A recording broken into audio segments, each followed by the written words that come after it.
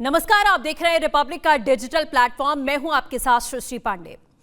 आज हम बात करेंगे 10वीं बोर्ड परीक्षा को लेकर सीबीएसई के द्वारा जो फैसले लिए गए हैं उसके बारे में। दरअसल सीबीएसई ने कक्षा 10वीं के बोर्ड एग्जाम्स के बारे में एक बेहद जरूरी फैसला किया है। अब 2026 से 10वीं की बोर्ड परीक्षा साल में 2 बार होगी। छात्रों के लिए जानना बहुत जरूरी है। यह फैसला उन छात्रों के लिए बेहद अच्छा माना जा रहा है जो पढ़ाई में कमजोर होते हैं या जिनको ऐसा लगता है कि उनका एग्जाम अच्छा नहीं हुआ, वो और बेहतर कर सकते थे। साथ ही छात्रों के लिए जो परीक्षा के दौरान तनाव होता है और दबाव होता है वो भी अब कम हो जाएगा। 2026 से इस नए सिस्टम की शुरुआत की जाएगी। नए सिस्टम के तहत में कक्षा 10वीं के बोर्ड एग्जाम फरवरी और मई में 2 चरणों में किए जाएंगे।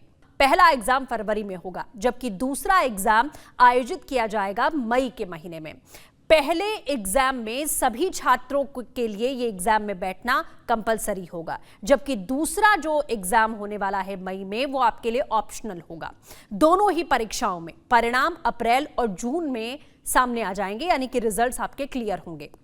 ये नई प्रणाली 2025 और 26 के सेशन से लागू की जाएगी। इसका मतलब ये है कि पहली बार 2026 में छात्रों को 2 बार बोर्ड्स देने का मौका मिलेगा। अब कई सवाल हैं जो आपके जहन में होंगे कि आखिरकार क्या दोनों ही टर्म के एग्जाम्स देना जरूरी होगा। ये सवाल छात्रों के मन में और उनके पेरेंट्स के मन में भी जरूर आ रहे होंगे, जिसका जवाब हम आपको दे देते हैं कि क्या दोनों ही परीक्षाएं देना कंपलसरी है। इसका जवाब है नहीं। यानी कि छात्रों के पास में, यानी कि आपके पास में 3 रास्ते होंगे। पहला, साल में 1 बार आप पेपर दीजिए, दोनों ही परीक्षाओं में आप शामिल हो सकते हैं, ये दूसरा ऑप्शन है। और अगर किसी भी सब्जेक्ट में पहले वाले एग्जाम में आपको लगता है कि आपके नंबर कम आए हैं तो दूसरे एग्जाम में आप फिर से दोबारा से सिर्फ वो 1 पेपर दे सकते हैं। अब इसके रिजल्ट्स कैसे तय होंगे ये भी आप जान लीजिए। अगर छात्र दोनों ही एग्जाम्स में शामिल होते हैं तो उनका रिजल्ट फाइनल वही माना जाएगा जो उनके ज्यादा नंबर वाले एग्जाम के रिजल्ट के मुताबिक होगा। यानी कि दोनों पेपर में जिस रिजल्ट में आपका नंबर ज्यादा अच्छा है वही आपका फाइनल होगा। इसका मतलब यह है कि दूसरी परीक्षा में अगर कम नंबर है तो पहली परीक्षा के अंक को ही अंतिम माना जाएगा। अब सप्लीमेंट्री एग्जाम्स को लेकर भी सवाल होंगे कि क्या वो खत्म हो जाएंगे। पहले की तरह 10वीं के लिए अब सप्लीमेंट्री परीक्षा का ऑप्शन नहीं रहेगा। छात्रों को अब कोई भी अलग अवसर नहीं मिलेगा इसके बाद में, यानी कि 2 एग्जाम्स देने के बाद आपके पास कोई ऑप्शन नहीं है। और इसका मकसद यही है कि छात्र पूरी तरीके से दोनों परीक्षा अवसरों का उपयोग कर पाएं और अपनी पढ़ाई पर वो ध्यान केंद्रित कर पाएं दोनों एग्जाम्स में।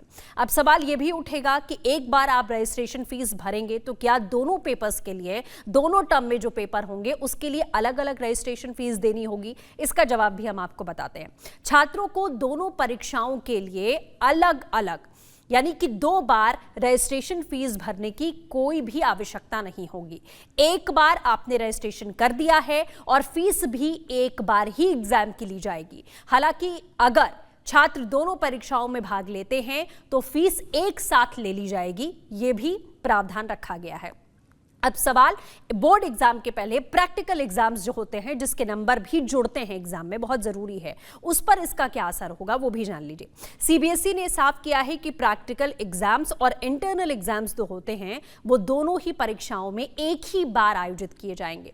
ये परीक्षाएं पहले ही की तरह चलेंगी, यानी कि दिसंबर और जनवरी के महीने में बोर्ड एग्जाम, रिटन एग्जाम होने से पहले आपके जो प्रैक्टिकल एग्जाम्स हैं वो यहां पर हो जाएंगे। ये पूरा सिस्टम हमने आपको बताया कि क्या आपको 2 बार पेपर देना पड़ेगा और क्यों आखिरकार ये प्रावधान रखा गया है। आप ये समझ लीजिए कि अगर आप इन दोनों एग्जाम्स में आपके नंबर अच्छे नहीं होते हैं तो आपके पास में सप्लीमेंट्री एग्जाम देने का कोई रास्ता नहीं होगा। और ये नियम इसीलिए लागू किया गया है ताकि छात्रों पर जो बोझ लगातार पेपर का एक डर है वो बढ़ता जा रहा है, पेरेंट्स की तरफ से प्रेशर बढ़ता जा रहा है, उसे कम किया जा सके। और ऐसी ही तमाम खबरों के लिए, तमाम जानकारियों के लिए आप बने रहिए रिपब्लिक के डिजिटल प्लेटफॉर्म के साथ। फिलहाल के लिए बस इतना ही।